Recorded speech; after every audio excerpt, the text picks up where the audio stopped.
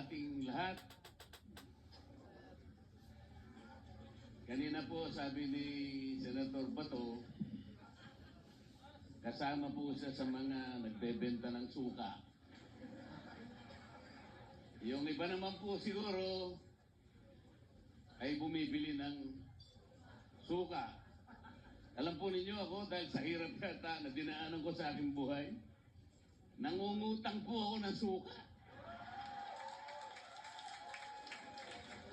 Pero kahit po ganun, kahit na tayong lahat ngayon na nandito ay pinaglihilat sa suka, tayo po lahat ay nakakakilala. Alam natin kung bakit napakataas ng pangunahing bilihin sa ating bansa.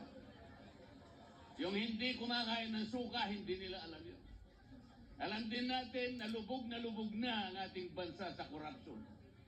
Kahit tayo, naaamoy lang natin ay suka. Pero sila hindi nila alam. Sapagkat karamihan sa kanila ay involved sa korupsyon. Bakit humirap ang ating bansa? 30% po ng pera ng kabangbayan na uuwi sa korupsyon. Tingnan po ninyo ang budget nyo ngayon. Budget natin sa taong ito, 6.325 trillion. Pag tinanggal mo po ang 30% dyan, ang dapat na national spending lang natin ay 4.5 trillion. Yun lang ang kailangan natin.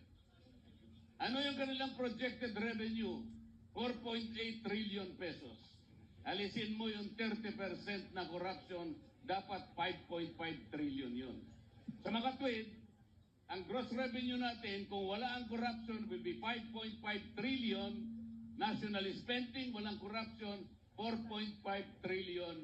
Meron tayong surplus na 1 trillion pesos. Baliktad ang nangyari.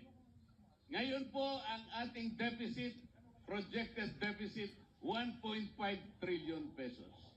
Katumbas ng mangungutang tayo, 122 billion pesos per month. 4.2 billion pesos per day or 173 million pesos per hour. Bakit po yung hindi kumakain ng suka, hindi niya maintindihan yan? Bakit tayo po na ipinaglihilang sa suka ang nakakaintindi nito? Napakalaki po ng problema at hamon na hinaharap ng ating bansa. Ang ginagawa nila ay para pag-away-awayin ang Pilipino. They impeach the Vice President even if there is no basis for it.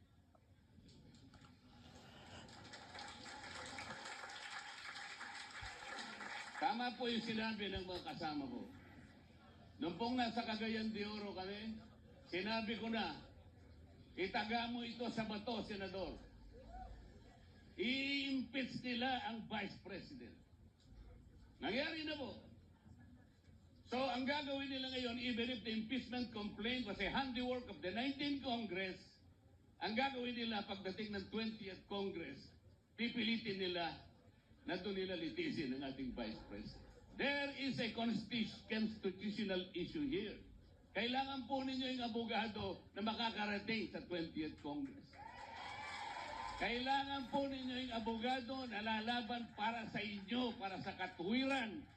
Sapagkat kung wala po kayong dadalhin na abogado doon na magtatanggol, our country will be going to the dogs. Hindi ko na po hahabaan ang aking sasabihin. Nagkakaintindihan naman po tayo. Gusto ko na lamang ikwento sa inyo nung inimbita po ako ng Filipino Inventor Society. Napakarami po pala nilang nagawang invention. Ang Pilipino pa lang nakagawa ng karaoke, ng yoyo, ng bamboo incubator, ng 3-in-1 jeepney, ng isang unsinkable portable boat, ng isang laser acupuncture device. Napakarami po. Pati pala banana ketchup, Pilipino pala naka-invento. Ang sabi ko po sa kanila, bakit hindi kayo naka-invento ng isang aparato na kailangan natin, lalong-lalo na sa panahon ng eleksyon? Katulad po ng isang scanner na kung saan yung pong kumakandidatong senador ngayon, 65 yata silang lahat. Padadaanin po nyo sa aparato na yan para makita natin kung sino yung ka-qualified. Madali po yun para hindi na mahirapan ng ating bansa. Padaanin po yung 65 na tumatakbong senador. Maniwala kayo sa akin, kapag kayong na-inventong aparato na yun ay matino, alam po ninyo kung sino lamang ang lulusot doon? Ito pong mga kandidato ng PDP Laban. Lahat po ay re-redikin ng aparato na yun. Maniwala kayo sa akin, sapagkat yung aparato na yun ay ginawa sa suka. Salamat po. Oh, Attorney Rodante Marcoleta. Oh, suka, suka. Wow. Halika dyan, sumama ko dito. Okay na. Okay, yan po ang ating, grabe yung tapang nyo, ha? Ako, nanonood ako. Di ba? Nanonood naman kayo, di ba? Mag-isa lang siya ron sa lamesa na yon. Tapos lahat ng katapat niya, sinasagot niya, nilalabanan niya, palakpakan niya kung gaano katapang yung tao na yan. At wala silang maisagot na tama. Napakatalino, kaya ako believe ako sa taong yan. Okay, next. Our next candidate is a well-known spiritual leader, philanthropist, environmentalist, and humanitarian and peace advocate. He is the founder of the Kingdom of Jesus Christ, a religious organization based in Davao City, which has grown exponentially from the Philippines to the world in a span of 4 decades, aside from the global dissemination of the gospel of the kingdom. Ladies and gentlemen, the founding chairman, Sunshin, am I right? Media Network International, SMNI. Palakpakan po natin, number 53, Pastor Apollo C. Kibuloy. Siyempre, tawagin natin Upang ang ipakilala? representative. Oo, upang ipakilala po ang ating number 53. Palakpakan po natin Attorney Israelito Torreon. Torreon.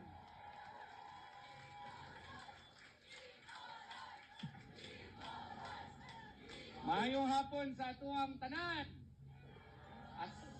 Assalamualaikum warahmatullahi wabarakatuh. Ako po si Attorney Israelito Pañares Torreon. Ako po ay representative ng aming pinakamamahal na si Pastor Apollo C. Kibuloy. Alam niyo po, mahirap pala sumunod sa isang magiting at magaling na speaker na si Congressman Marcoleta. Buti na lang, yung aking pong nire-represent, magaling din at gwapo. Si Pastor Apollo C. Kibuloy ay kailangan nating suportahan. Bakit? Galing siya sa kahirapan. Ang kanyang mga magulang ay galing sa Lubao, Pampanga. Ipinanganak siya doon sa Kalinan sa Tamayong, Davao City. Siya po ay galing sa kahirapan. Kaya naiintindihan niya ang kahirapan. Yung sabi po ni Presidente Marcos na bumibili lang daw ng suka at meron ng certificate of candidacy, maniwala kayo o hindi. Si Pastor Apollo C. Kibuloy noon dahil sa kahirapan ay gumagawa po ng suka. Pero dahil sa kanyang paniniwala at sa kanyang grabe na determinasyon na maka-achieve sa buhay niya, napaakyat niya ito, nag-aral, naging scholar, naging pastor, at in 1985, he founded the Kingdom of Jesus Christ which is now one of the leading religious organizations in the world. Alam po ninyo, meron siyang kaibigan. Ang kanyang kaibigan, ang ating heart and soul ng PDP laban ngayon. Dahil sa kanyang closeness ng ating mahal na Presidente Rodrigo Duterte, ginawa siya ngayong poster boy ng kalabisan ng ating pamahalaan. Kaya nga ngayon, saan po siya? Nasa po siya sa presuhan at ngayon, ipagpaumanhin niyo po. Baka po nangangamoy na siya ng suka, pero everyday po siya naliligo. Atin pong pakinggan ang mensahe, ang boses ng mga taong inapi. Pastor Apollo Kibuloy. Si Pastor Apollo C. Kibuloy, pinuno ng fastest growing congregation ng Kingdom of Jesus Christ na may 7 milyong nasasakupan sa buong mundo. Matibay sa prinsipyo, tapat na kaibigan, may pag-ibig sa Diyos at tunay na malasakit sa bayan. Nakapaglahat ng Pilipino ng mahal sa Pilipinas.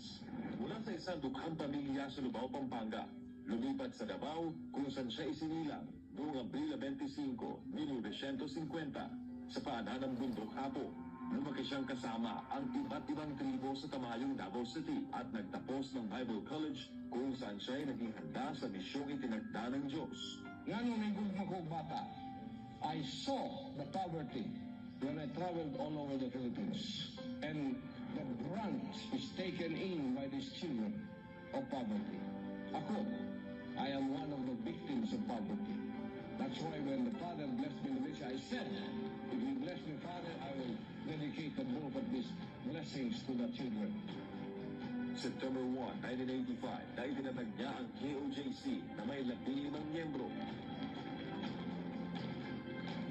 Tulong ang tatak ng KOJC sa ilalim ng pamamahala ni Pastor Apollo C. Kibuloy mula noon hanggang ngayon. Kalinga para sa may hirap, ulila at bata na pabayaan. Inilalayo ang kabataan sa droga, rebelyon at maling landas. Libreng edukasyon at mas magandang kinabukasan para sa kabataang salat sa buhay. Pagtaguyod sa kapakanan ng mga kapatid nating katutubo. Pagsusulong ng advokasya sa kalikasan at malinis na kapaligiran. Agarang aksyon at tulong para sa mga biktima ng kalamidad at sakuna. Pagtutok sa nation building upang labanan ang salot na droga, korupsyon at terorismo. Bakit siya tumatakbo bilang senador? Upang ipaglaban ang hustisya, katotohanan at kapakanan ng Pilipino. Bilang isang spiritual leader na biktima ng political harassment dahil sa kanyang paninindigan at pagiging malapit sa pamilya Duterte, nauunawaan niya ang pang-aapi at kawalan ng hustisya. Isa siyang political prisoner na ikinulong ng walang kasalanan. Bakit mo siya kailangang iboto? Si Pastor Apollo C. Kibuloy, galit sa korupsyon. Ang Exhibit A niya ay ang KOJC, maunlad, disiplinado, parang first world country. Simple lang ang layunin niya, ayusin ang Pilipinas para sa bawat Pilipino. Mr. Zero Corruption, death penalty sa kurap, tuloy ang laban sa droga at CBP, NPA, NDF. Tagapagtanggol ng inaapi, makakalikasan. Ngayong eleksyon, simulan nating ayusin ang Pilipinas. Pastor Apollo C. Kibuloy, para sa Senado. Vote PDP Laban, and most especially Pastor Apollo Kibuloy. Magandang araw sa lahat ng mga Pilipino saan man makarating ang aking boses ngayon. Ako po si Pastor Apollo C. Kibuloy at tinatanaw kong isang malaking karangalan na maging bahagi ng kaganapan ito at maging kaisa sa lineup ng Duterte senatorial candidates. Isang pagpupugay sa aking kaibigan, ang chairman ng Partido Demokratiko ng Pilipinas, PDP Laban, former President Rodrigo Roa Duterte. Malugod ko rin binabati ang mga opisyalis ng partido, Vice Chairman Alfonso Cusi, President Senator Robin Padilla, Vice President Sebastian Baste Duterte, Secretary General Amy Torrefranca Neri, Treasurer Isabel Zamora, Auditor Senator Christopher Bongo, Vice President for Luzon Eric Martinez, Vice President for Visayas Michael Rama, Vice President for Mindanao, Senator Ronald Bato de la Rosa, Executive Director Astra Pimentel Naik, at sa lahat ng mga mahuhusay na miyembro ng pamunuan. Maraming salamat po sa inyong pagtanggap sa akin. Ako'y kaisa sa mga isinusulong ng PDP Laban na sa loob ng 43 taon ng pagkatatag nito ay lalaban para sa pangunahing karapatan ng Pilipino. Isusulong ang mga reforma sa pamahalaan upang maging lalong inklusib ang bansa pagdating sa paglago at paninindigan para sa katotohanan.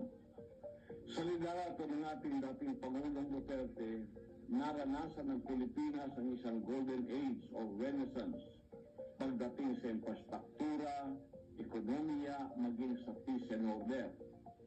Nilabanan ng ating Pangulo ang makakaliwa at komunistang grupo at iligal na droga, mga salot sa lipunan. Dadalhin natin ang laban na ito sa Senado at gagawa ng mga batas na tututok para mabigyan ng maginhawa at mabuting pamumuhay ang bawat Pilipino. Tatapusin natin ang laban na ito sa pamamagitan ng pagpuksa ng korupsyon. Huwag nating hayaan ang kaban ng bayan ay lapastanganin ninuman. Ang mga opisyal ng gobyerno, lalo na ang mga mambabatas, ay may tungkulin na proteksyonan ang pera ng taong bayan. Hindi ito dapat gamitin kung saan-saan, lalo na sa pansariling interes lamang. Ang pera ng taong bayan ay para sa pampublikong kapakanan, hindi sa bulsa ng kahit sino man. Galit ang mga Duterte sa mga korap at magnanakaw. Galit ang PDP laban sa korupsyon at katiwalian. Ako rin bilang isang kandidato sa partido ng PDP laban ay titiyaking walang korap sa gobyerno at walang magnanakaw sa pera ng bayan. Maaasahan niyo ko sa bagay na yan. Ang dahilan ng magbilis na paglago ng Kingdom of Jesus Christ ay dahil sa zero korupsyon ng pamamahala. Sa KOJC, walang lugar ang korupsyon. Bawal ang magnanakaw at korap sa KOJC. Ako'y naniniwala na nagkakaisa ang mga Duterte senatorial candidates sa layunin ito laban sa korupsyon. Hindi man ako makasama sa araw-araw na pangangampanya dahil sa kalagayan ko ngayon, sama-sama tayo at ayusin natin ang Pilipinas. Vote straight PDP laban. Number 10, Attorney Jimmy Bongo. Number 22, Senator Bato de la Rosa. Number 28, Senator Bongo. Number 30, Attorney J.B. Hunlo. Number 34, Attorney Raul Lambino. Number 38, Congressman Rodante Marcoleta. Number 56, Attorney Vic Rodriguez. At number 58, Philip Salvador. At ang inyong lingkod, Pastor Apollo C. Kibuloy, number 53 sa Balota. Maraming salamat po para sa Diyos at Pilipinas nating mahal. Bakit kailangan ng isang Pastor Apollo Kibuloy sa Senado? Una sa lahat, mapagpalang araw sa ating mga kababayan sa buong Pilipinas at sa buong mundo saan man umaabot ang ating tinig. Nagpapasalamat ako sa pagkakataong ibinigay sa akin ng korte na makapag-record ng video para ipakilala ang aking sarili at ipahayag ang mga plataforma at plano para sa bansang Pilipinas kung sakaling palarin at maging isang senador. Nagpapasalamat rin ako sa dating Pangulong Rodrigo Duterte, chairman ng PDP Laban, at Senator Robin Hood Padilla, presidente ng partido, na ako'y ginawang kabilang sa mga Duterte senatorial candidates na may isang layunin para sa mga Pilipino. Isang malaking karangalan para sa akin na maging bahagi ng lineup ng mga Duterte na kinikilala sa kapuri-puring liderato nito sa Davao City o sa Pilipinas nang siya'y maging Pangulo ng 6 na taon. Marahil ay nagtatakang karamihan sa inyo tungkol sa aking pagtakbo sa kabila ng aking kalagayan ngayon. Ako po si Pastor Apollo Sikibuloy, leader ng isang religious community, ang Kingdom of Jesus Christ. Wala man akong karanasan sa politika, ngunit malawak ang aking pangunawa sa pamamahala at pangangasiwa. Sa katunayan, sa loob ng 40 taon bilang pastor ng Kingdom of Jesus Christ, naianat ko ang pamumuhay ng mga miyembro at misyonaryo sa KOJC at naitatag ang ilang mga organisasyon na tumututok sa pagpapahalaga sa tao na matugunan ang kanyang pangangailangan. Ito ang aking Exhibit A, ang Kingdom of Jesus Christ o KOJC. Limitado man ang aming resources, ngunit napalago ang simbahan mula sa Davao City hanggang sa iba't ibang panig ng daigdig. Mula pa noon, aktibo rin tumutulong ang KOJC sa lipunan at pamahalaan sa pamamagitan ng mga humanitarian programs. Naitatag ang Children's Joy Foundation Incorporated na nagbigay kalinga sa mga batang naulila at napabayaan. Ang People's Club International ay may mga programang naglalayong mailayo ang mga kabataan sa pinagbabawal ng droga, ma-recruit ng mga makakaliwang grupo at iba pang masasamang impluensya. Marami ng scholars na nakapagtapos at naging mga profesional mula nang maitayo ang Jose Maria College Foundation Incorporated. Mula 2020, meron ng 112 na J. Marian Doyers ang na-produce ng JMCFI. Noong 2024, may 26 na bagong mga doktor ang na-produce naman ng College of Medicine. Kilala rin sa iba't ibang larangan ng academic excellence, moot court and debate, campus journalism, research at sports. Ang advokasya para sa kalikasan at malinis na kapaligiran ay binigyang pansin sa pamamagitan ng Sunshine Philippines Movement. Kada linggo, ang mga volunteer ay nagsasagawa ng tree planting activities at cleanup drives. Ang United Indigenous Peoples Heritage of the Philippines o UNIFIL upang bigyang pansin ang mga pangangailangan ng mga katutubong, ang mga nasalanta ng kalamidad at iba pang sakuna ay tinutulungan sa pamamagitan ng mga relief operations ng SMNI Foundation Incorporated. At bilang honorary chairman ng Sunshine Media Network International o SMNI, ang mga programa natin sa radyo, telebisyon at digital media ay nakatutok sa pagpapaunlad ng bansa o nation building. Napatunayan natin na sa KOJC na kapag ilalagay ang pera sa wastong kinalalagyan, walang maghihirap o maiiwanan. Dahil sa karanasan ito, ang pangunahing sinusulong ko sa aking pagtakbo ay zero korupsyon. Malamak ang korupsyon sa ating bansa ngayon at nawawalan ng tiwala ang taong bayan sa ating pamahalaan dahil sa kawalan ng transparency at accountability sa paghandle ng buwis mula sa pera ng mga mamamayan. Kung ako'y magiging senador, ako ang magiging tagapagbantay ng pera ng bayan. Sisiguraduhin ko ng pera ng mamamayan ay may lalaan para sa kaginawaan at magiging tugon sa bawat pangangailangan.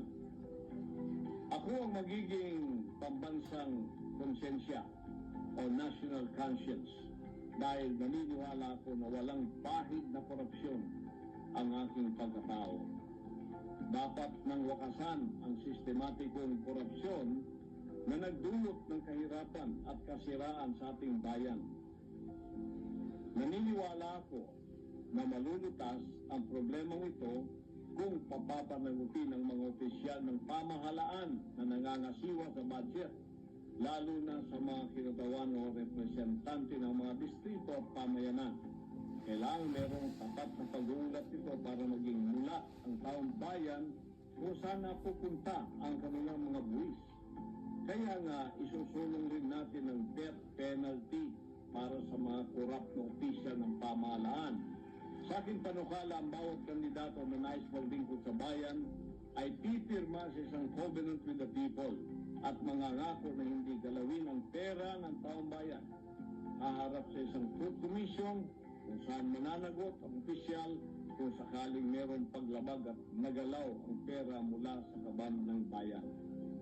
Ito ang focus ng aking plataforma dahil naniniwala ako na hindi pagpapalain ng Diyos ang ating bayan kung mayroong magnanakaw at mga tiwali sa pamahalaan.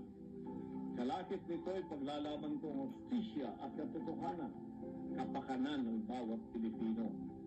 Bilang isang spiritual leader na nakaranas ng political harassment dahil sa ating mabuting prinsipyo at pagiging malapit sa pamilyang Duterte, naunawaan ko ang bigat ng pangapit kawalan ng hustisya. Naniniwala ako na panahon na upang magkaroon ng tunay na leader sa Senado. Huwag nating hayaang manaig ang mga gahaman sa pera at kapangyarihan. Tandaan, ngayong eleksyon, ako si Pastor Apollo Kibuloy ang nagsusulong ng mga plataformang ito. Death penalty sa mga korap, mandarambong magnanakaw, tuluyang pagsugpo sa salot na droga at CPP, NDF, tagapagtanggol ng mga mamamayan laban sa abuso ng gobyerno, makakalikasan, kalinisan, ay kagandahan at kalusugan. Linisin natin ang Pilipinas mula sa mga kurap at magnanakaw. Pagandahin natin muli ang Pilipinas at payabungin ang mga halaman, bulaklak at mga puno sa kapaligiran. Isulong rin natin ang National Superhighway System sa bansa na mapagkakabit-kabit ang bawat isla at pulo upang maging madali ang transportasyon ng mga kalakal at serbisyo para sa bawat Pilipino. Ayusin natin ang Pilipinas. Gawin nating first world country ang bansa. Hindi imposible iyan. Simulan natin ngayong eleksyon. Pilipinas, subukan natin ang bago at may resibo. Ako si Pastor Apollo Kibuloy, number 53 sa inyong balota, ang inyong boses sa tagapagsulong ng zero korupsyon. Tulong-tulong tayo na may sa katuparan ng pangarap ng bawat Pilipino, kapayapaan, katatagan at kasiguruhan sa buhay. Maraming salamat po para sa Diyos at Pilipinas nating mahal.